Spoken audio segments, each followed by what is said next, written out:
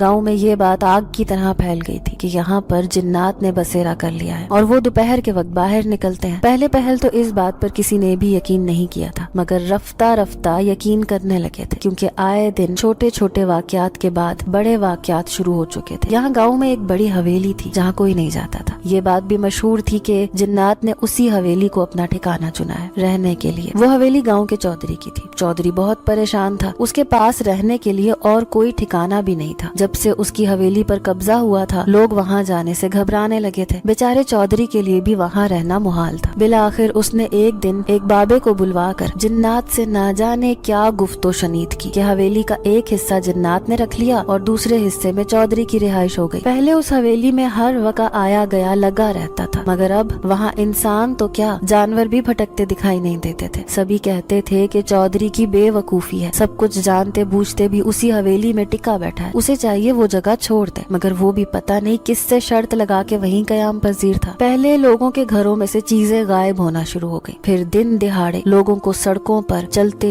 फिरते चुगा पहने आदमी चलते फिरते दिखाई दिए, जिनके पैर मुड़े होते थे और चेहरे बिल्कुल स्याह होते। पहले तो लोगों ने उन्हें संजीदा ना लिया, मगर उनका खौफ लोगों के दिलों में जड़ पकड़ चुका था। फिर एक दो लाशें कुएं से बरामद हुई। वो लोग हमारे गाँव के नहीं थे जिनकी लाशें मिली थी, जाने कौन थे। इस वाक़े ने खौफ व हिरास की एक नई रूह गाँव में फूंक दी। पूरे गांव में कोहराम मचा हुआ था, हर कोई परेशान था। लोग सारा सारा दिन घरों में दुबक के बैठे रहते। फिर एक रोज मस्जिद में ऐलान हुआ कि चौधरी साहब ने किसी आमिल को गांव के मसले हल करने के लिए बुलाया है, लिहाजा सारे गांव वाले पंडाल में शाम को मगरिब के बाद जमा हो जाए। लोग डरते डरते ना चाहने के बावजूद पंडाल में जमा हो गए। वहाँ उस आमिल ने एक गड्ढा खोद कर उसमें आग जलाई, फिर आग पर पता नहीं क्या कुछ डालकर धुआं कर दिया। सब गाँव वालों की आंखें चुंधी आ गयी और सभी ने तब हमने अपनी आंखों से जिन्नात के उस टोले को देखा जिसने हमारे गांव में उधम मचा के रखा हुआ था। आमिल ने ये पूरा पंडाल गांव के ऐन वस्त में सजाया था। वहीं पर धुएं में से 5-6 लंबे लंबे कद के आदमी आए, जिन्होंने चूहे पहन कर खुद को मुकम्मल तौर पर ढांपा हुआ था। उनके जिस्म का एक हिस्सा भी नजर नहीं आ रहा था। चेहरे भी चूहे की टोपी में मुकम्मल तौर पर छुपे हुए थे। उन्हें धुएं में से निकलते देखकर सारे गाँव वाले कांप कर रह गए। लोगों ने वहाँ से भागने की कोशिश की तो आमिल ने उन्हें रोक दिया कि अगर कोई यहाँ से भागा तो ये जिन उन्हें चीड़ फाड़ देंगे। सब अपनी जगह पर बगैर हरकत किए खड़े रहे। ऐसे ही हुआ। इस हिदायत के बाद कोई शायद सांस लेने के लिए भी नहीं हिला था। वो जिन एक टोले की सूरत में खड़े हो गए। आमिल ने उनसे ऊंची आवाज में पूछा, कौन हो तुम लोग और यहाँ क्या लेने आए हो? वो सर हिलाते रहे, अलबत्ता उन्होंने मुंह से एक हर्फ नहीं निकाला। मगर आमिल को देखकर ऐसे लग रहा था वो गोया उनके हिलते सर देखकर पूरी बात समझ रहा हो। उसने गाँव वालों को बताया कि इन जिन्नात को इनके कबीले से निकाल दिया गया है, इनके साथ जुल्म हुआ है, इन्हें बेठिकाना और बेआसरा कर दिया गया है। सो अब वो अपनी रिहाइश के लिए कोई जगह तलाश कर रहे थे, जब उन्हें ये गांव पसंद आ गया। अब अगर गांव के लोग उन्हें यहाँ पर रहने दें तो उनके लिए अच्छा होगा, वरना वो यहाँ के लोगों को खत्म करके ये जगह खुद आबाद कर लेंगे और किसी इंसान को वहाँ पर नहीं रहने देंगे। वो पहले ही सते हुए लोग हैं, लिहाजा उन्हें मजीद ना सताया जाए। आमिल ने उनकी जुबान में बात की, साथ ही साथ पूरी बात गाँव वालों के गोश गुजार भी करता गया। यानी